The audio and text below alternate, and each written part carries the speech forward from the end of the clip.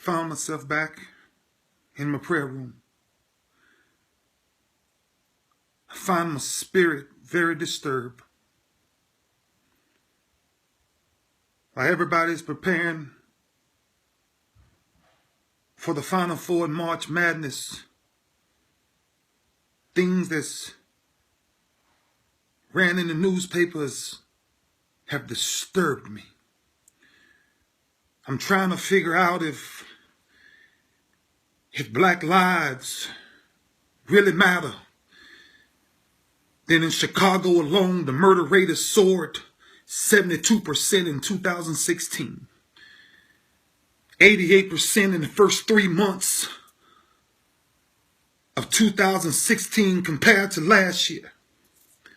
I'm trying to ask the question if to the organization of black lives, if they really mattered, then why not riot now?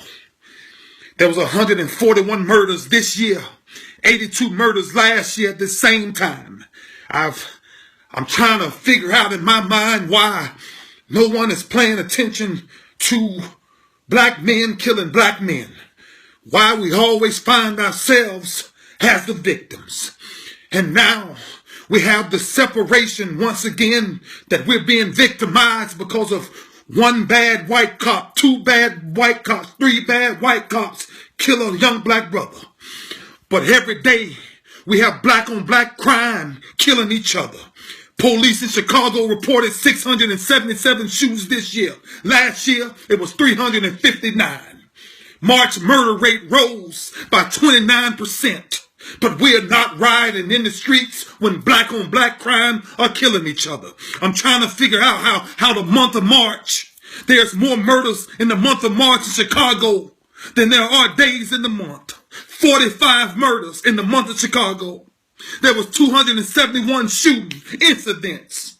I'm trying to stop to ask this one simple thing. When will we appreciate who we are? When will our skin color start paying attention to our own skin color? When will we stop crying that black lives matter? Because God says, I am Alpha and Omega. I am creator of all. And all come up under me with my spirit, which means color means nothing. I am king. I will live as king. But we have found our way distracted. We found our way distracted because things we're not paying attention to. The murders in 2015 and 2016, just a comparison to Chicago, should be sad enough. 2015, there was 34 murders. 2016, there was 45. From January 1st to March 31st, there was 82 murders. In 2015, there was 141 in 2016. Let's just talk about the shootings. The shootings in 2015, there was 179. 2016, there was 271. January 1st to March 31st, the shootings alone, 2015, there was 359. 2016, there was 677. The shooting victims in 2015, it was 204. In 2016, it's 319. From January 1st to March 31st, it was 411 in 2015. There's 677 murders in 2016. And I'm trying to ask, what's the problem? I was asked if I was an elected official, what would I do to stop some of this violence? I would put barrels on each corner and I would give you 30 days to drop all illegal weapons in these barrels. And if you found yourself going outside of that, the moment I found you with them, that's 25 years mandatory. There's no more having conversations because what's starting to happen now is we're starting to confuse our kids. Our kids don't know which way to walk the streets. We got babies in Baltimore being shot in the middle of the streets. They're on their front porch and they're being shot. We got a family of 5 to 6 sitting in the backyard having a barbecue. And the whole entire family gets executed. But we keep screaming Black Lives Matter. If they really matter, then let's do ourselves a favor. Let's stop killing black folks.